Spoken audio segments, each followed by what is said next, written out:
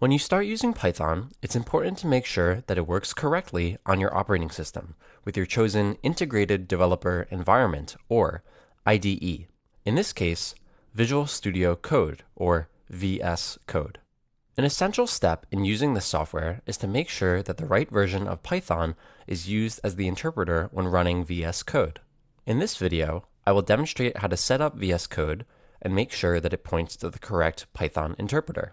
On my Mac, when I open Launchpad, I type in Visual, or VIS for short, and it opens VS Code. VS Code provides a walkthrough guide for setting up Python. This can be found on the welcome screen. However, if I don't see it in the main view, I can click on More, and then I click on Get Started with Python Development. It brings up the guide I can use to verify that I have everything set up correctly. Next, I check that Python is installed by opening the Terminal window. I click on the bottom left of the screen and then on the Terminal tab. Then I type Python space dash dash and the word version. When I hit enter, notice that it returns Python version 3.10, which is correct.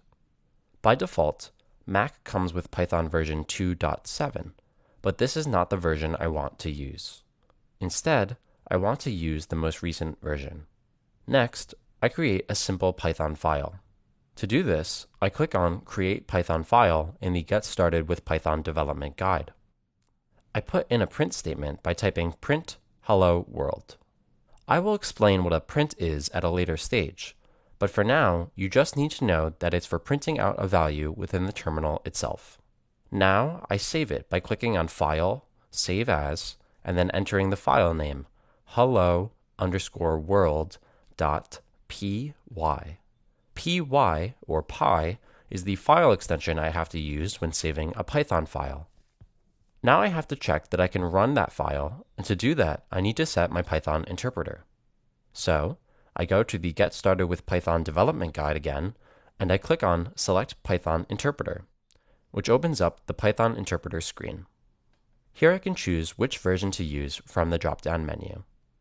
Notice that I have different versions of Python installed, but the one I want to use is the one I installed through Homebrew, and it is also the recommended one. To bring up the Python interpreter screen without the Get Started guide, I can press the Command key, Shift, and the letter P.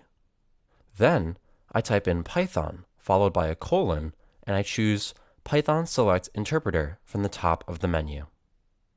Then, I press Enter. When selecting the version of Python, it's best to choose the recommended one, but make sure that it's the latest version that you have installed on your operating system. Next, I'll run the file. First, I close the Get Started guide.